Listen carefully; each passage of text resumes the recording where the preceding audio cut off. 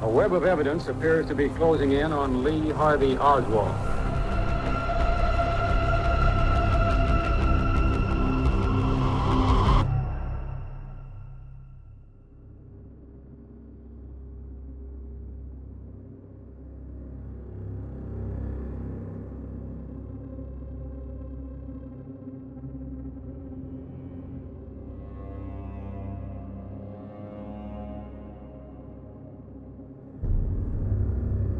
Thinking back, how different this could have been were it not for a guy like Lee Harvey Oswald.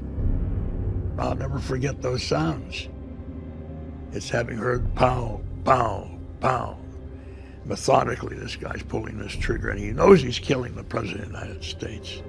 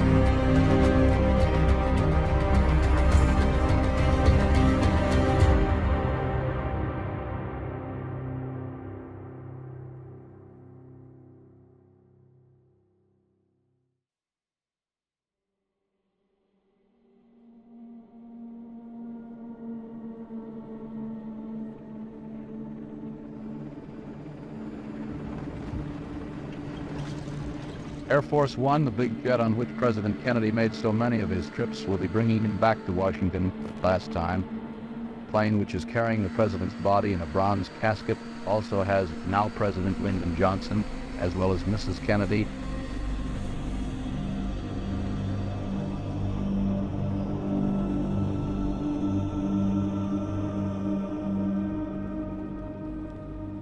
On that flight between Dallas and D.C., there was no time for grief for anything except continue to do the best job you could. And that's what I tried to do.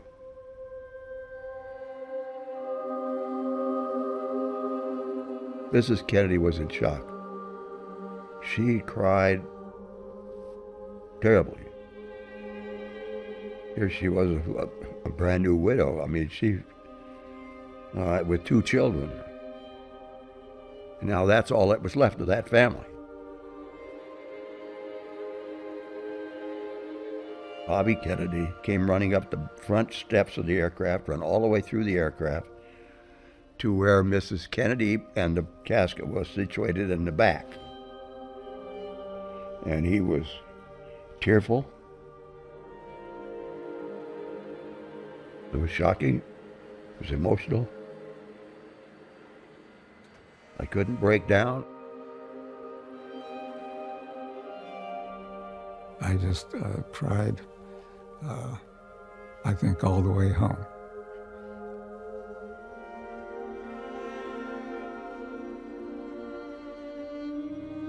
I helped to unload the casket. We were tired. We put in a long day. A lot had gone on, and I hadn't handled a lot of it very well. I know now I was in shock. The First Lady was still wearing the pink wool suit that she had when she rode beside Mr. Kennedy in the parade.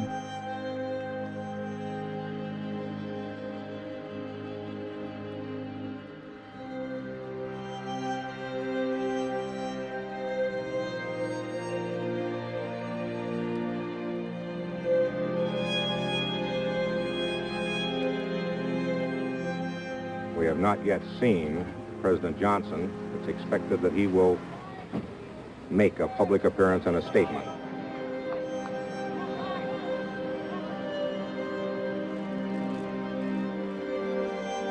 The President walked haggard and alone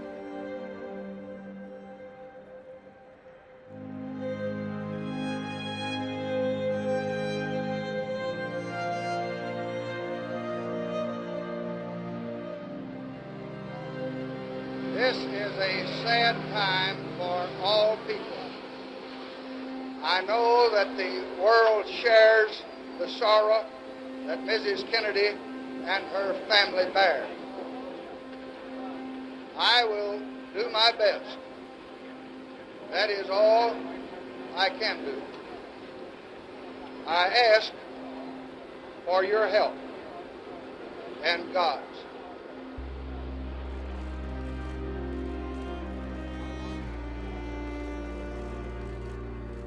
The helicopter, which will take him to the Rose Garden of the White House, is in the picture now as he embarks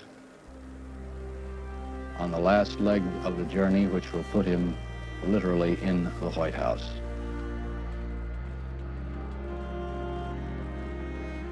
I called to find out where the children were. They were at the White House.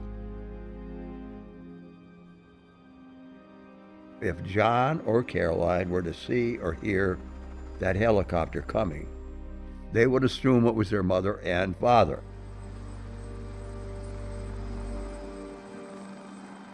They had not, at this point, been told of what had happened in Dallas.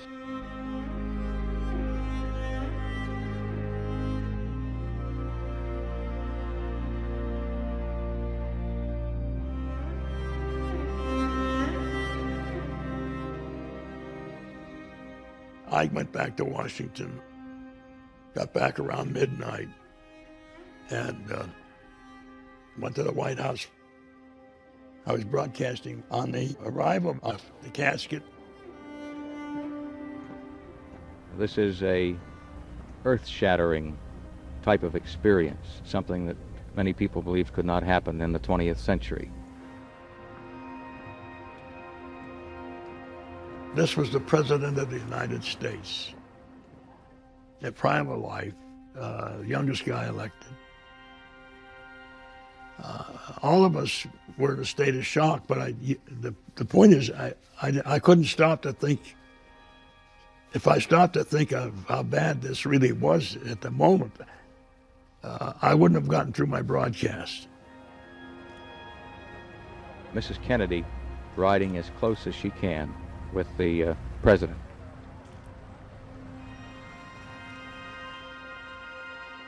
I started wrapping up the broadcast, and I did the closing and everything, and I said he enjoyed Robert Frost, and he used to close his campaign speeches at every stop. He'd quote from Robert Frost. And I had this Robert Frost poem in my pocket, and I went and did it. Woods are lovely, dark and deep, 5 promises to keep, and miles to go before I sleep, before I sleep. I have promises to keep and many miles to go before I sleep.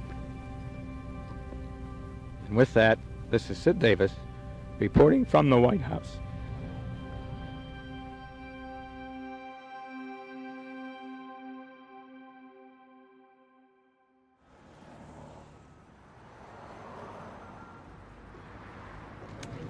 We want to say this, that this investigation has been carried on jointly by the FBI, the Secret Service, the Rangers, and the Dallas Police Department. Has he confessed, sir? Has he made a statement? He has not confessed. He has made no statement. Charges of murder have been accepted against him. Are you going to bring him out? Can we get a press conference where he can stand against the wall? We can That's all. We're going to get in a larger room here. That's what we're talking about here. That night, I was broadcasting when they decided that nobody could get their questions answered. So why not have a press conference with Oswald answering questions? Can you imagine doing that today with a person who's been arrested for murder? Now, this is a moment that I'm sure the country's been waiting for. Lee Oswald, 24, former Marine, reported to have lived in Russia for 3 years, and also reported to be a member of a pro-Castro party. This is the situation now here in Dallas.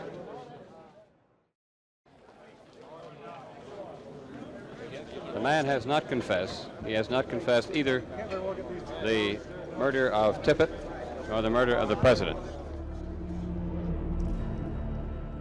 As I walked by the detective's office, one of them came out and he said, "Bill, I'll tell you something you might use later, that we are now filling out the charge papers that Oswald murdered the president."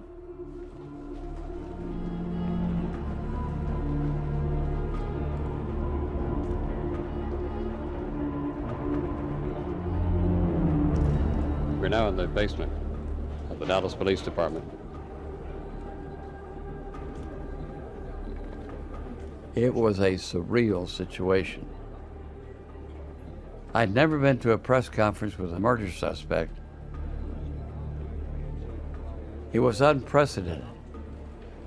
The indication is now that the suspect is coming down the aisle and into this identification room.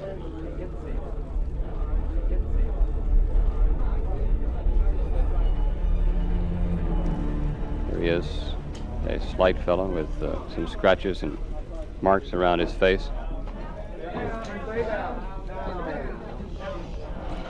Well, I was questioned by a judge. However, I protested at that time that I was not allowed legal representation. But during that very short and sweet hearing, I really don't know what the situation is about. Nobody has told me anything except that I'm accused of murdering a policeman. I know nothing more than that. I was down at the edge of the stage there.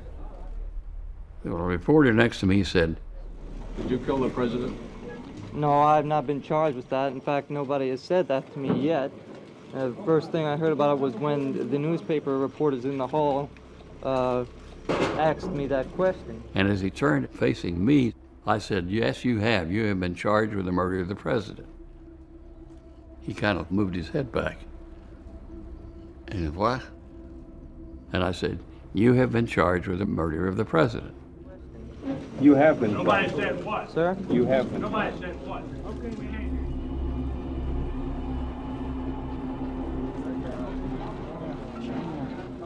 That was Oswald. Lee Oswald, who was charged with the murder of the President of the United States. He's been taken back upstairs.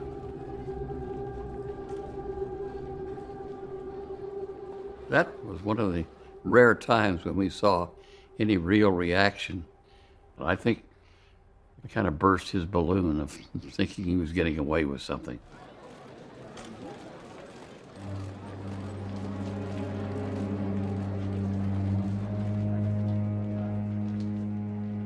Jack Ruby was up there that night.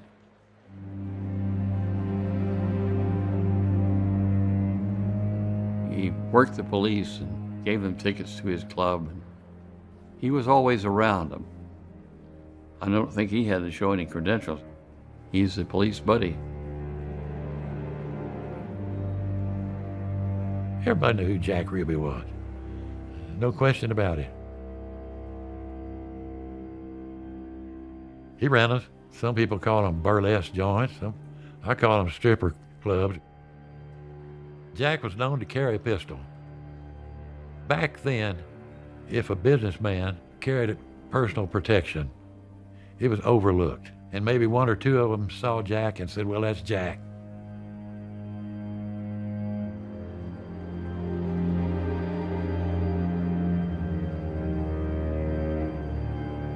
Chief, do you have any concern for the safety of your prisoner in view of the high feeling among the people of Dallas over the assassination of the president? No, but precautions necessary. Precautions will be taken, of course, but I'm not. I don't think that the people will try to take the prisoner away from us.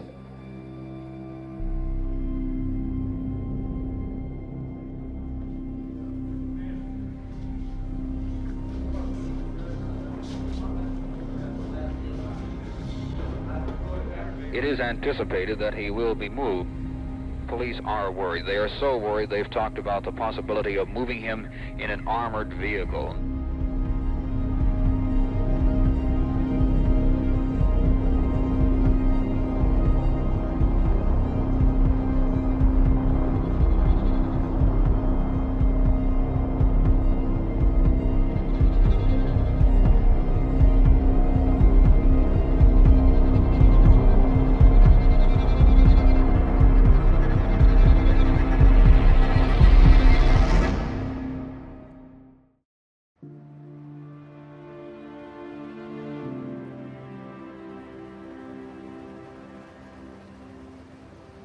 Since 6:30 this morning, people have been gathering across the street from the White House, waiting to pay their last respects.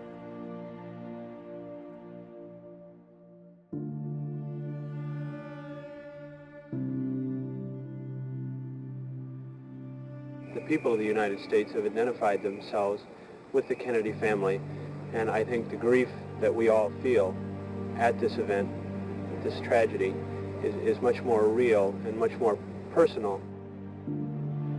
I came here to express my own sympathy to Mrs. Kennedy and to all the family, and to the whole United States, actually, for the great loss that we have suffered.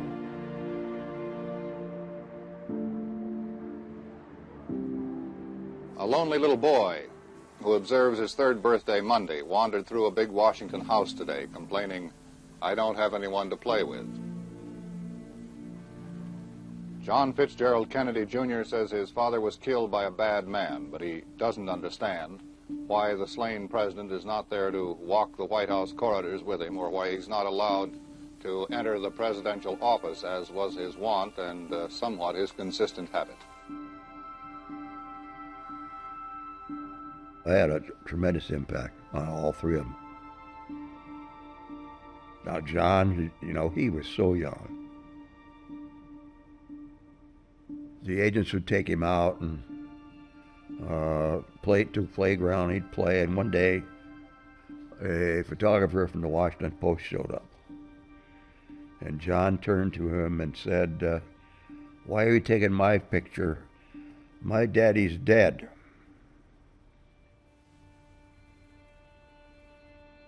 He knew his daddy had died.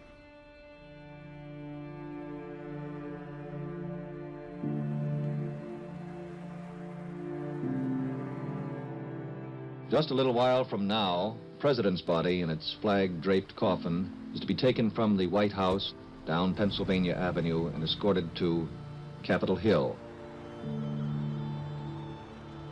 Mrs. Kennedy had gone up to the second floor with members of the family.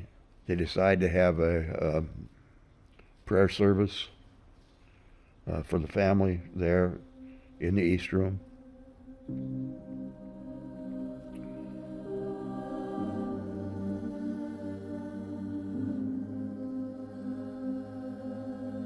She said, "Mr. Hill, I'd like to see the president." I said, "Okay, give us a moment." I went and opened the casket, made sure that it was okay for her to look. Wasn't going to be too shocking.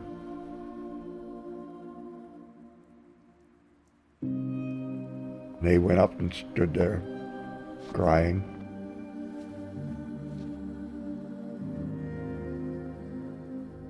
And then she turned to me and said, "Mr. Hill, can you get me a scissors?" I didn't see what happened, but I could hear the clip, clip, clip, clip. I knew that she was cutting a piece of his hair. And so then she closed the casket.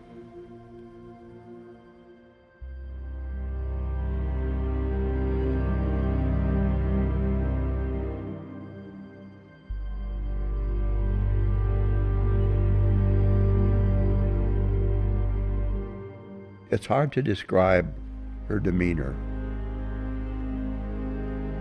She could control herself pretty well when she was in the public eye.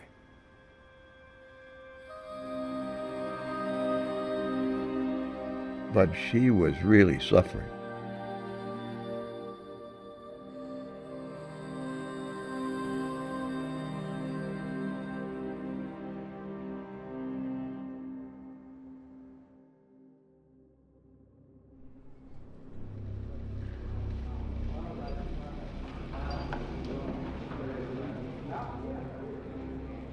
Oh, I think it's a man that planned this murder weeks or months ago and has laid his plans carefully and carried them out. And you will conduct the trial? Yes, sir, I plan to. And you will ask capital verdict? We'll ask the death penalty. Kennedy's death was a huge blow to a lot of people. I just couldn't believe that that could happen in our country, let alone on my doorstep.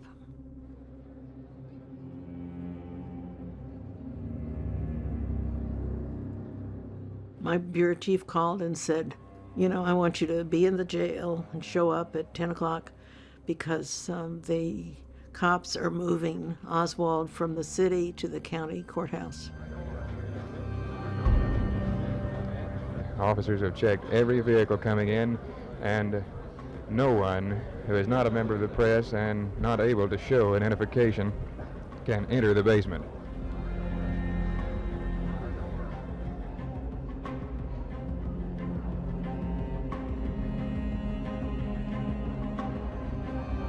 Guards are stationed at points all across the inside of the basement.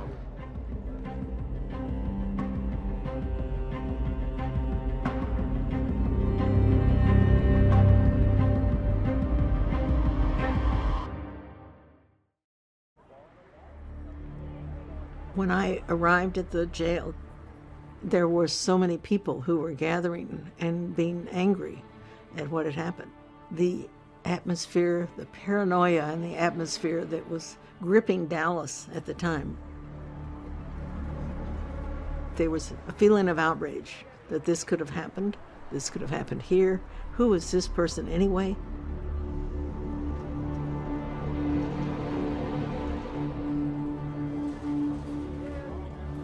I walked down the ramp into the what was the driveway, and I positioned myself at a front row of about 20 or 30 reporters who were in front of, grouped around the opening where Oswald would be brought out. People still are wondering exactly when Oswald will come down.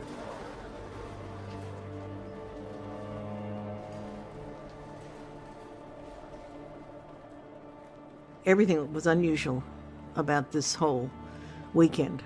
You know, it was just an unprecedented set of events that you just kept following as they kept unfolding.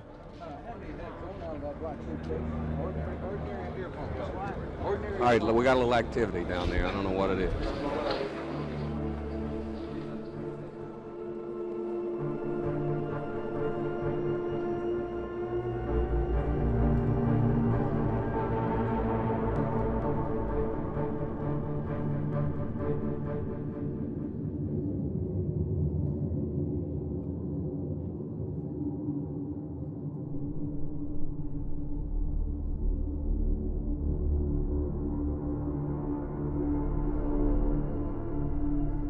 Oswald was going to be transferred to the county jail.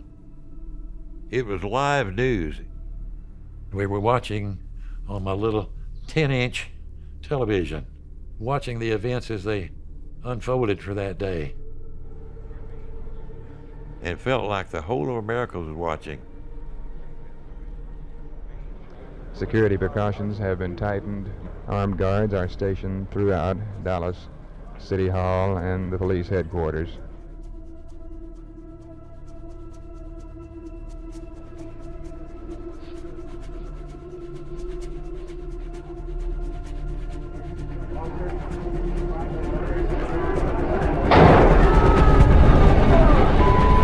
been shot. Lee Oswald has been shot.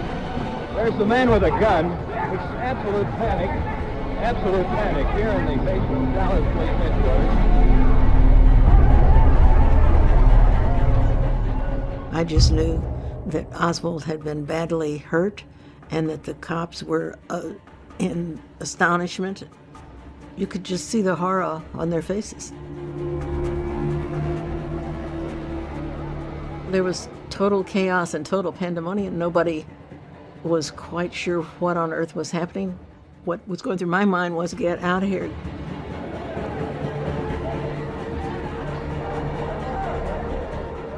I didn't even think. You know, you can't think in a moment like that. You have to just act on automatic pilot. And I walked around and went straight into the police station. Oswald is now taken back inside the police station.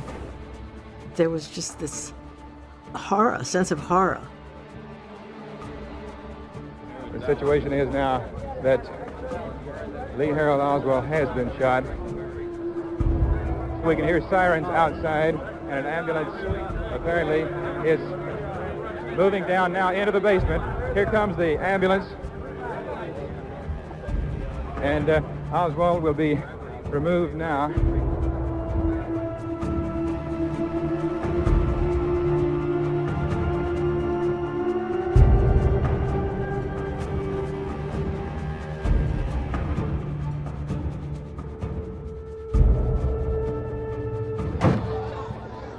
Captain, where will he be taken? I'm assuming Parkland Hospital. Parkland Hospital, the irony of ironies, the place where President John F. Kennedy died.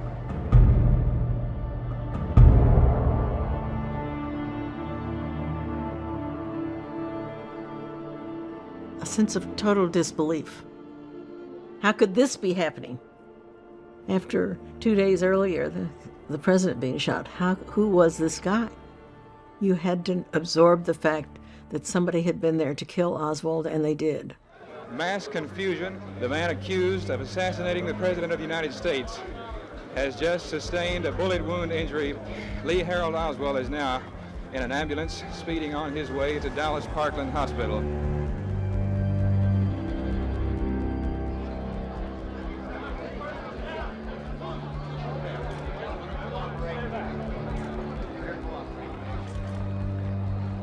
We were watching the news live.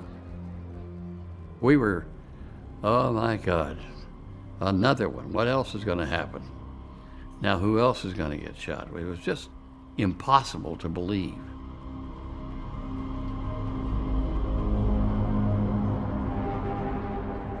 I was on the phone with my bureau chief, and I heard the cops say, "This is Jack Ruby." And I said, they say the cops know this guy. They say it's Jack Ruby. And he said, "What?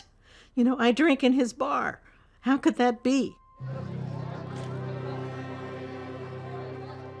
He was a known person. He wasn't somebody that they expected to do any harm.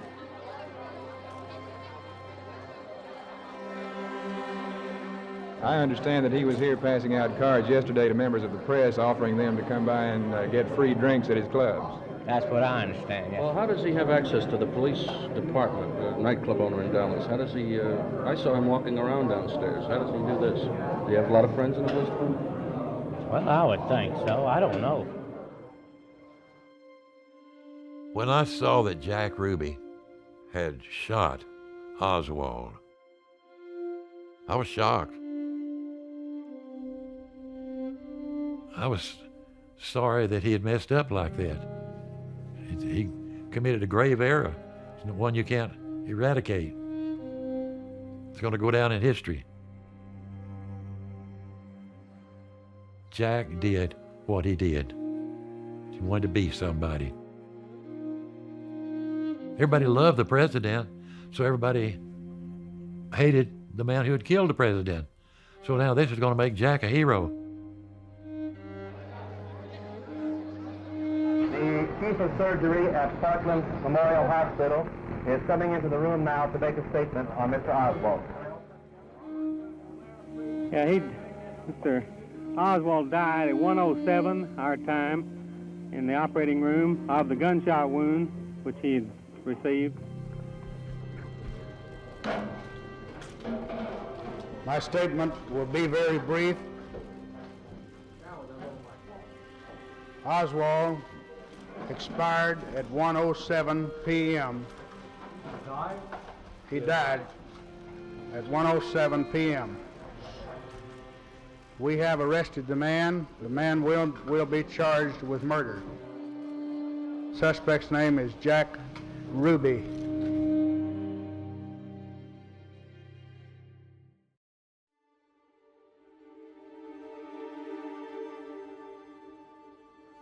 Actually, what Jack Ruby did was prevent justice from being served when he killed Oswald. Everybody had questions about why. It was just like Oswald shooting the president. Somebody had to be in charge of him. Somebody had to know. Why would he do this? And the same thing happened with Ruby. People said, oh, he's working with somebody. Everybody suspected the mafia, the communists, the usual suspects.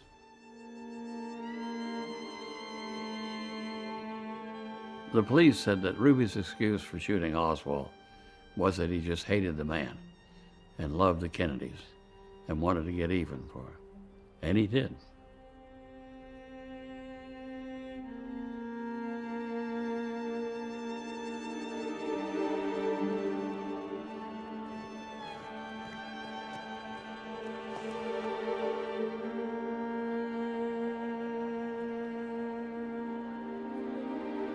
The assassination was on a Friday, and I had not slept for 3 days. And Monday morning, I got up real early. I wanted to go down to the funeral. I got in my car, and I started down MacArthur Boulevard to go down to the parade route.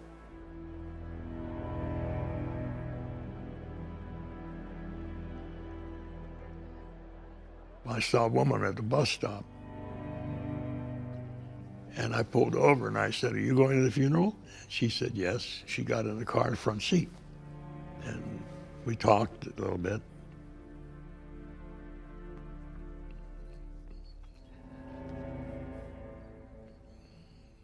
She said, "I'm a Republican."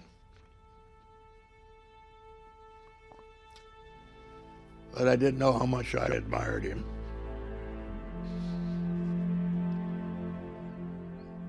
I think that was repeated millions of times across the country. He was an endearing guy. You just couldn't help, even if you didn't agree with him, you couldn't help but like him.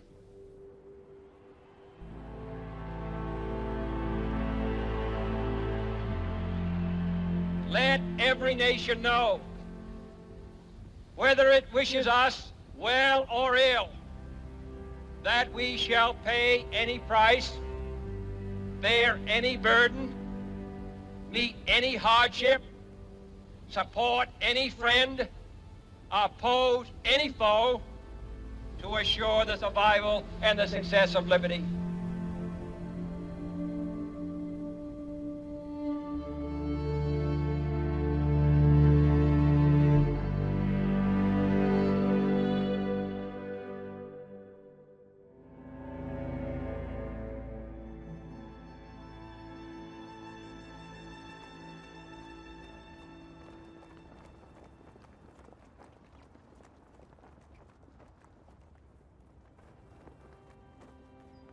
Mrs. Kennedy, she was determined that people were not going to forget her husband either.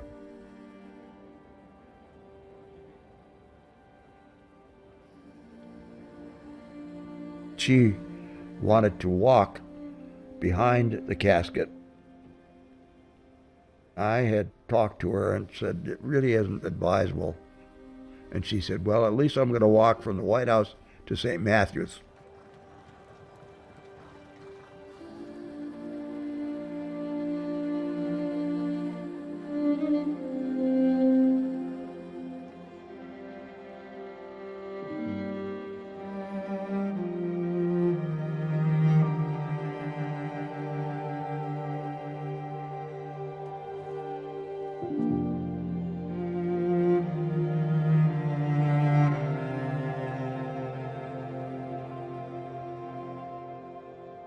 Jackie put on a show. That's what she wanted to do.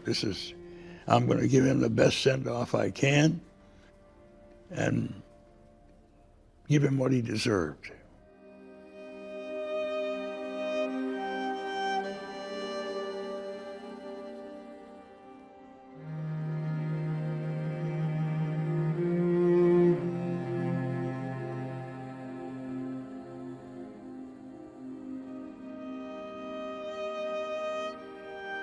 The day of the funeral was also the 3rd birthday of John F. Kennedy Jr. It was very emotional.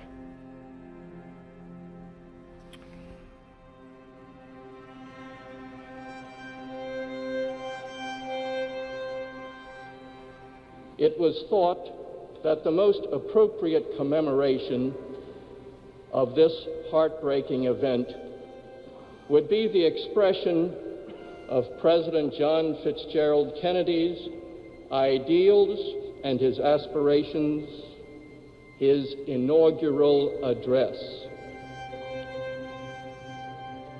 Let the word go forth from this time and place to friends and foe alike that the torch has been passed to a new generation of Americans, born in this century, tempered by war, disciplined by a hard and bitter peace, proud of our ancient heritage, and unwilling to witness or permit the slow undoing of those human rights to which this nation has always been committed and to which we are committed today at home and around the world.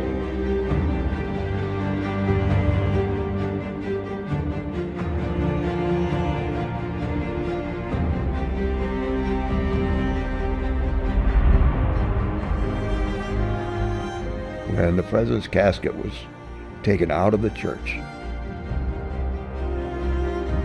John noticed all the military saluted. Mrs. Kennedy bent over and said something. He turned, looked at his father's casket, and he saluted.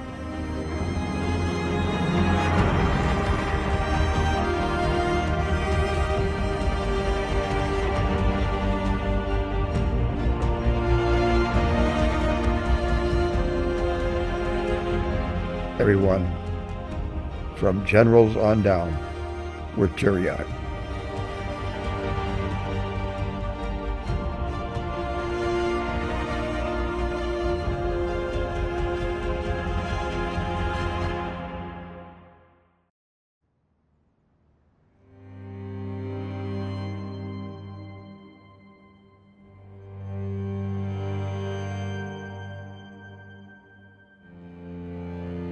Going up to the cemetery in the distance, a very distinct sound of Air Force One.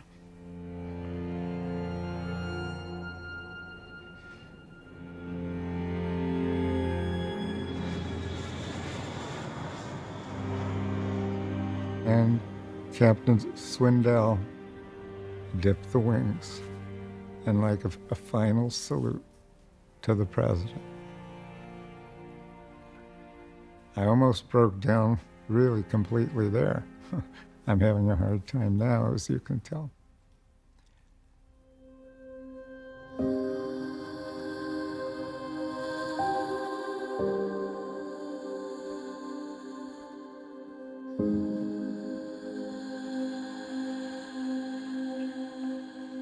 I want to take this opportunity to express my appreciation for the hundreds of thousands of messages, nearly 800,000 in all, which my children and I have received over the past few weeks. The knowledge of the affection in which my husband was held by all of you has sustained me, and the warmth of these tributes is something I shall never forget. All his bright light gone from the world. All of you who have written to me know how much we all loved him, and that he returned that love in full measure. Each and every message is to be treasured, not only for my children, but so that future generations will know how much our country and people in other nations thought of him. May I thank you again on behalf of my children and of the President's family. Thank you.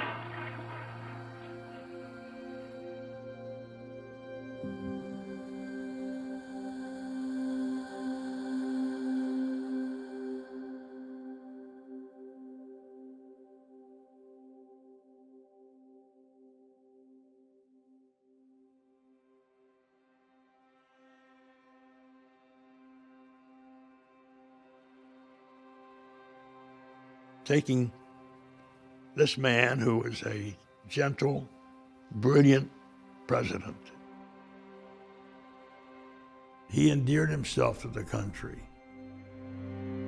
John Kennedy was an outstanding protector of civil rights of the American people, calling on America to change. So I've seen that it's happened. We have legislation now that proves it. I think we're not perfect and we're not anywhere near successful yet, but I think we're a better country today than we were when I came to Washington,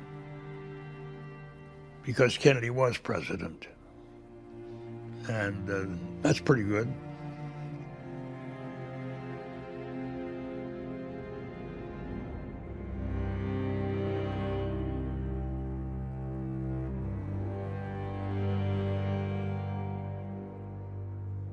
I wouldn't even tell people that I was in the Secret Service.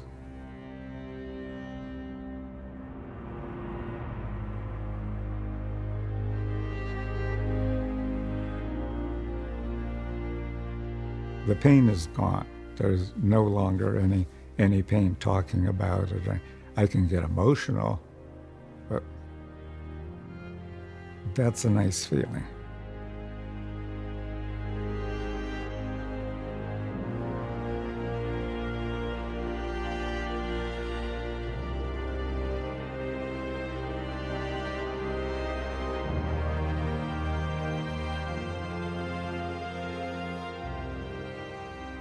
They gave me a medal. Yeah, that was very nice of them. I appreciate it very much. But I wanted to do better than I did. I always have felt that, I have this sense of guilt that I should have been able to do more than I did. The one thing that I'd be willing to do or give is my life for his if I could change it that day.